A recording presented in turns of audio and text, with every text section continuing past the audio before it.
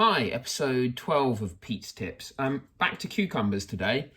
You'll see my cucumbers have grown on really quickly. These actually grew in just over a week. So as soon as I got some plants pushing up against the cling film, I took that off and then I let them grow on. They've grown to about half a thumb's height, something like that, and perfectly ready now to pot on.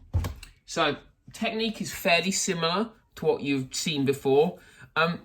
Although they're quite big plants, they're a little bit fragile. They're not as robust as something like courgettes. So firstly, just tap them out of their pot. Try and bring them out as a whole. And then what I tend to do is I try and break them up. So I break the soil up and gently pull apart the roots. They won't be as strong a plants as you maybe think they are. So just break them up into 4 or 5 little plants, depending on how many you've got. Next, we need some compost, either the seed-growing compost or moving up to John Innes number 2 in my case. Take that soil and probably fill it up a little pot. So I've got some little pots here, something like this. They'll only need to be in this size for sort of a week to 10 days, just to get them established. Probably want to fill that pot up about halfway.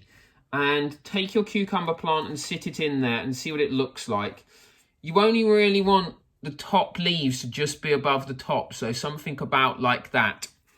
And then very gently fill the earth around it.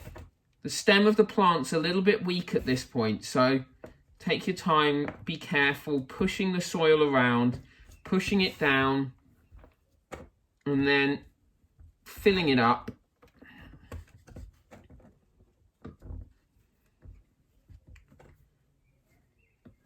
Trying to carefully make sure that stem's not too loose. So you see the leaves and a tiny bit of stem just sitting above the top of the pot. Now, stick a label in this, put it back on a windowsill, water it. Like I said, in about a week to 10 days, these will have grown quite large and they'll be ready for a larger pot.